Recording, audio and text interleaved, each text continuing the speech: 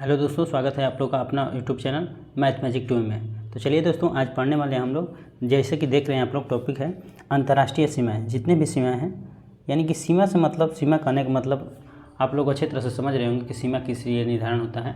सीमा कहने का मतलब बाउंड्री, जो कि आप लोग अपने घर, आस परिवेश जो भी देखे हैं, अपना मान लेते हैं एग्जाम्पल के तौर पर आपका घर ही है, तो घर के आप बाउंड्री देते हैं कि मेरा यहाँ से यहाँ तक मेरा ज़मीन है, ठीक है। तो इसी तरह हम लोग के एक देश से दूसरे देश के बीच सीमा निर्धारण होता है, ताकि सीमा निर्धारण से ये पता चले कि ये एरिया आपका है और ये एरिया मेरा है। यहाँ से यहाँ तक क्षेत्र आपका है और यहाँ से यहाँ तक मेरा है। कुछ कुछ सीमा रेखाएं ऐसे भी निर्धारण होता है और कुछ कुछ सीमा रेखाएं जो कि विवाद से भी निर्धारण हुआ है, ठीक है। जैसे रेड क्लिफ रेखा हो गया, तो जैसे भारत और पाकिस्तान के बीच जब भी बंटवारा हुआ, जैसे कि देश आज़ादी के बाद, तो उसको सीमा का किया गया, निर्धारण किया गया।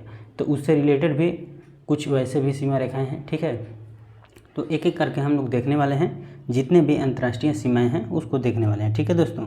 चलिए, तो सबसे पहले हम लोग देखेंगे कि कौन सा रेखा कहाँ है और उसके बारे में जितने भी जानकारियाँ हम यानी हो सकता है हम लोग कवर करने की कोशिश करेंगे, ठीक है। तो चलिए स्टार्ट करते हैं। चलिए देखिए, सबसे पहले है 49वीं समानांतर रेखा का निर्धारण। देखिए यहाँ पर है 49वीं समानांतर रेखा का निर्धारण कहाँ कहाँ हुआ। तो देखिए, जैसे कि आप लोग देख रहे हैं कि यहाँ पर 49वीं पैरेलल यहाँ पर देखिए, यहाँ पर दिखाई दे रहा है, ठीक है। यानी कि कनाडा और यूनाइटेड स्टेट यानी कि यूएसए और कनाडा के बीच में जो है इसका निर्धारण किया गया, ठीक है। यूएसए और कनाडा के बीच में कब निर्धारण किया गया, ये महत्वपूर्ण है, ठीक है। कब निर्धारण किया गया, ये महत्वपूर्ण है। तो इसका निर्धारण जो हुआ द्वितीय विश्व युद्ध के समय, यानी कि द्वितीय विश्व युद्ध आप लोग जानते हैं कि कब से कब तक है। तो पहला यहाँ से एक चीज़ और आप लोग समझ लीजिए कि प्रथम, अगर देखिए प्रथम विश्व युद्ध की बात किया जाए तो आप लोग जानते हैं कि 1900 कितने में, तो 18 में। और द्वितीय विश्व युद्ध की बात किया जाए तो 1939 ले लेकर कितना तक, 1939 से लेकर 45 तक होता है, ठीक है। और इसी के समय क्या होता है कि 49वीं समानांतर रेखा का निर्धारण होता है। तो किसके किसके बीच, तो यूएसए और कनाडा के बीच में, ठीक है। तो आप लोग अच्छे तरह से समझ लिए कि अगर बात किया जाए 49वीं समानांतर रेखा का, तो यूएसए और कनाडा के बीच में द्वितीय विश्व युद्ध के समय, ठीक है। चलिए नेक्स्ट बढ़ते हैं। चलिए अगला है मैगिनॉट रेखा। मैगिनॉट रेखा का निर्धारण जर्मन और फ्रांस के बीच में हुआ। यहाँ पर देख लीजिए आप लोग, यही है मैगिनॉट रेखा जो कि आप लोग देख रहे हैं, यही है मैगिनॉट रेखा। और जर्मन और फ्रांस, इस साइड जर्मन हो गया और इन साइड का हो गया तो फ्रांस हो गया। ये सब निर्धारण हुआ है, कहीं ना कहीं इसमें विवाद हुआ है, यानी कि दो देशों के बीच जहाँ विवाद होता है वहाँ पर निर्धारण होता है, ठीक है। आप लोग अपने घर परिवार में भी देखे हैं कि दो मतों के बीच जैसे ही दो लोगों के बीच विवाद होगा तो एक निर्धारण किया जाता है, बंटवारा किया जाता है। बंटवारा के तौर पर एक बाउंड्री दे दिया जाता है कि यहाँ से इधर आपका है और इधर मेरा होगा, ठीक है। आप लोग अक्सर ये तो जानते हैं, इससे वाकिफ़ होंगे और ये चीज़ अच्छे तरह से समझ रहे होंगे कि से निर्धारण यानी कि रेखा निर्धारण का मतलब क्या हुआ, लाइन निर्धारण का मतलब क्या हुआ, ठीक है। ये आप लोग अच्छे तरह से घर परिवार के परिवेश से समझ रहे होंगे, ठीक है, कि दो बीचों का बंटवारा है उसका निर्धारण होता है, ठीक है। चलिए, तो जर्मन और क्या, यहाँ फ्रांस के बीच कौन सा रेखा, तो मैगिनॉट रेखा है, ठीक है। अब इससे बात ये देख लिए हम लोग, जर्मन और फ्रांस के बीच मैगिनॉट रेखा है, लेकिन इसका निर्धारण कब हुआ, तो इसका निर्धारण हो गया है 1930 में। कब हुआ है, तो 1930 में। और आप लोग बताइए कि 1930 में और कुछ है, तो जी हाँ, 1930 में सविनय अवज्ञा आंदोलन भी हुआ था, तो उसको भी आप लोग याद कीजिए। देखिए, जो भी चीज़ें हैं, जहाँ जहाँ से जो भी आने वाला चीज़ें हैं उसको सब लोग हम लोग इसमें कवर करेंगे, ठीक है। चलिए, तो 1930 में सविनय अवज्ञा भी है आंदोलन, ठीक है। और 1930 में क्या है, मैगिनॉट रेखा का निर्माण भी हुआ है, निर्धारण भी हुआ है, जर्मन और फ्रांस के बीच है, ठीक है। चलिए नेक्स्ट बढ़ते हैं। अगला है देखिए डुरेंट रेखा। डुरेंट रेखा का निर्धारण देखिए भारत और पाकिस्तान अफगानिस्तान के बीच हुआ है। भारत और अफगानिस्तान के बीच में किस रेखा का, तो डुरेंट रेखा का निर्धारण हुआ है। भारत और अफगानिस्तान के बीच डुरेंट रेखा, देखिए यही है डुरेंट रेखा, ये जो कि देख रहे हैं आप लोग, ठीक है। यही क्या है, डुरेंट रेखा है। इस साइड अफगानिस्तान हो गया और इस साइड पाकिस्तान हो गया, ठीक है। इस साइड अफगानिस्तान और इस साइड पाकिस्तान हो जाए। तो डुरेंट रेखा की जैसे ही बात किया जाएगा तो हम लोग बोलेंगे कि अफगानिस्तान और पाकिस्तान के बीच की निर्धारण रेखा को क्या बोलेंगे, डुरेंट रेखा बोलेंगे, ठीक है। चलिए, डुरेंट रेखा के बारे में देख लिए और इसकी स्थापना के बारे में देख लेते हैं कि इसकी स्थापना कब हुआ है। तो इसका भी स्थापना कब हुआ है, 1893 में हुआ है, 1893 इसका निर्धारण हुआ है। ठीक है, द्वितीय आंग्ल अफगान युद्ध के समय, ठीक है, क्योंकि यहाँ पर अफगानिस्तान है और द्वितीय आंग्ल अफगान जो जैसे ही होता है तो भारत और पाकिस्तान दो टुकड़ों में बढ़ जाते हैं और यहाँ पर सेवा इनका क्या होता है, रेखा का निर्धारण हो जाता है। तो यहाँ पर याद कर लीजिए एक चीज़ कि इसका निर्धारण कब होता है, तो 1893 में, ठीक है, 1893 में। और किसके समय, तो द्वितीय अफगान युद्ध के समय, द्वितीय अफगान युद्ध, ठीक है, अफगान युद्ध के समय, ठीक है, इसका निर्धारण होता है। चलिए दोस्तों आगे बढ़ते हैं। अगला देखिए मेन रहीम रेखा। मेन रहीम रेखा का निर्धारण, तो मेन रहीम रेखा की जैसी बात की जाए तो इसका निर्धारण रूस और फिनलैंड के बीच होता है। इसका निर्धारण किसके बीच, तो रूस और फिनलैंड के बीच होता है।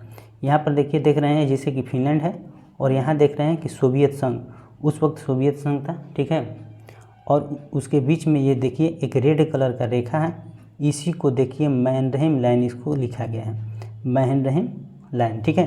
तो मैन-रहीम लाइन जैसी बात की जाए तो रूस और फिनलैंड के बीच में इसका क्या हुआ है, निर्धारण हुआ है। अब कब निर्धारण हुआ, तो देखिए इसका निर्धारण जो हुआ है, पहला 2 बार इसका निर्धारण हुआ है। एक बार हुआ है 1920 से लेकर 24 तक, 1920 से लेकर 24 तक। अब आप लोग कहिए कि 2 बार कैसे रेखा का निर्धारण हो जाएगा, मान लेते हैं कोई भी रेखा 2 बार कैसे हो जाएगा।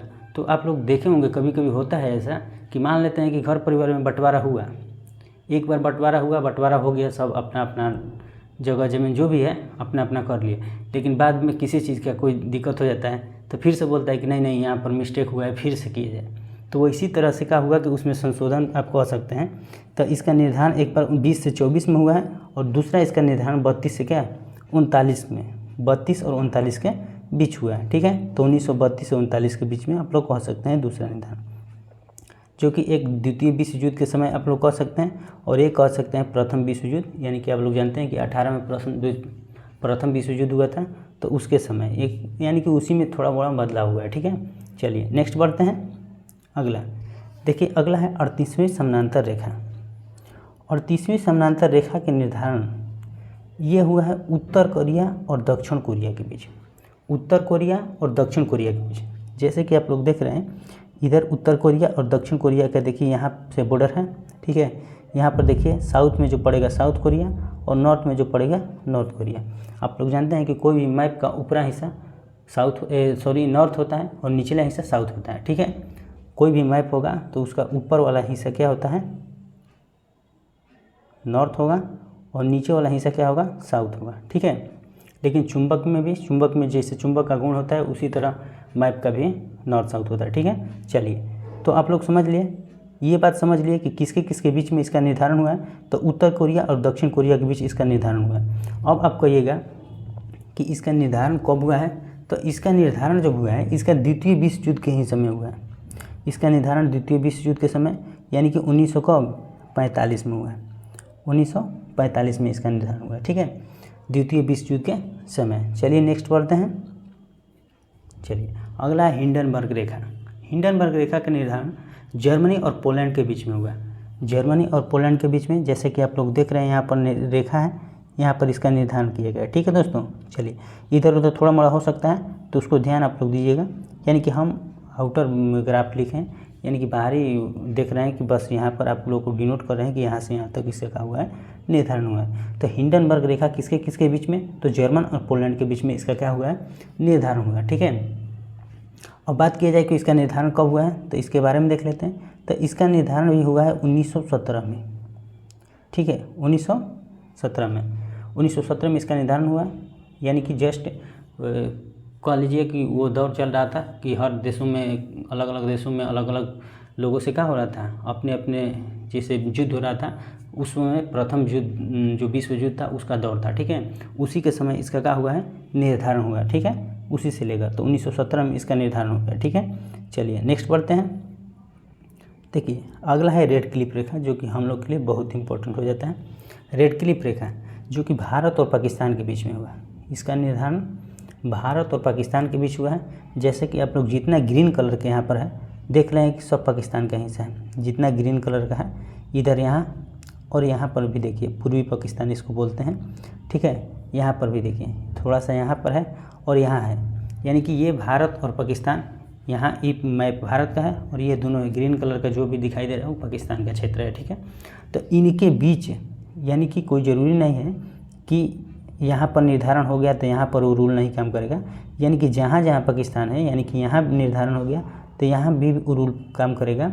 और इनके दोनों के बीच रेड क्लिफ रेखा का निर्धारण किया गया। जब देश हम लोग का आज़ाद हुआ तो देश आज़ाद कब हुआ, तो आप लोग कहेंगे 47 में। जब 47 में देश आज़ाद हुआ तो उस समय क्या हुआ कि सिरिल रेड क्लिफ के द्वारा रेड क्लिफ रेखा का निर्धारण किया गया। रेड क्लिफ रेखा का निर्धारण इसलिए किया गया कि मान लेते हैं कि दो भाई का बंटवारा हुआ है। पाकिस्तान जब आज़ाद नहीं हुआ था देश तब साथ था, जैसे ही देश आज़ाद हुआ तो दोनों अलग अलग हुआ। तो जब अलग अलग हो गया तो क्या हुआ कि दो भाई का बंटवारा हुआ तो उसमें बाउंड्री एकदम ज़रूरी है।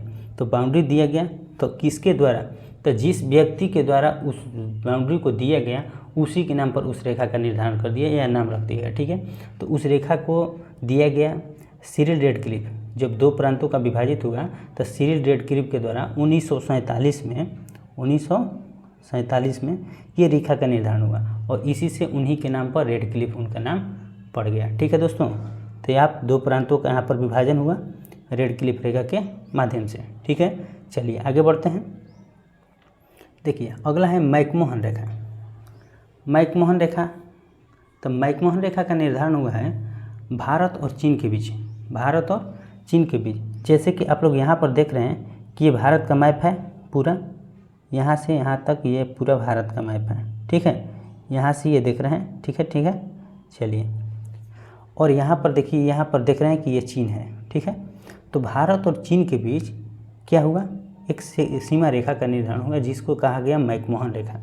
तो मैकमोहन रेखा का निर्धारण हुआ भारत और चीन के बीच, लेकिन कब हुआ, किसके माध्यम से हुआ, ये देखना जरूरी है। ठीक है, तो देखिए जैसे रेड क्लिफ रेखा पढ़े थे हम लोग कि किसके माध्यम से, तो सिरिल रेड क्लिफ के माध्यम से उस रेखा का निर्धारण हुआ, इसलिए उनका नाम रेड क्लिफ रेखा पड़ गया या रेड क्लिफ लाइन पड़ गया।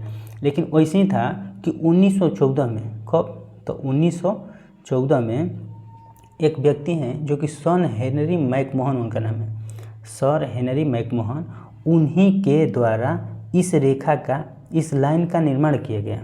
यहाँ पर आप लोग देख रहे हैं कि ये इंडिया का मैप है और यहाँ से देखिए यही लाइन है जो कि अरुणाचल प्रदेश वाला क्षेत्र में पड़ता है। ठीक है, जो कि पूर्वी क्षेत्रों में यहाँ ये निर्धारण किया गया। ठीक है, और इसी रेखा का नाम क्या है, मैकमोहन रेखा। ठीक है, आप लोग अच्छी तरह से इसको देख लीजिए, इसी का नाम है क्या है, मैकमोहन रेखा। ठीक है, तो 1914 में, और किसके द्वारा, तो सर हेनरी मैकमोहन के द्वारा। ठीक है, कब हुआ, तो 1914 में शिमला समझौता के समय, वहाँ पर शिमला समझौता हुआ था, उसी के समय इस रेखा का निर्धारण किया गया। ठीक है दोस्तों, यानी कि आप लोग अच्छे तरह से समझ लिए, जितना भी रेखा था उसको एक बार हम एक जगह कोरिलेट किए हैं और एक जगह करके और उसको क्या किए हैं, आप लोग को समझाने की कोशिश किए हैं। उम्मीद करता हूँ ये वीडियो आप लोग को अच्छा लगा होगा। अगर अच्छा लगा तो वीडियो को लाइक कीजिए, ज़्यादा से ज़्यादा वीडियो को शेयर कीजिए ताकि हर कोई इस वीडियो को देख सके, और इसके साथ साथ आप चैनल को सब्सक्राइब कर दिया कीजिए ताकि इस तरह के वीडियो हमेशा आप लोग को समय के साथ मिलता रहे, क्योंकि हर टॉपिक पर हर दिन यहाँ पर वीडियो मिलता है। ठीक है, तो चलिए अब मिलते हैं अगले टॉपिक के साथ अगले वीडियो में, तब तक के लिए जय हिंद।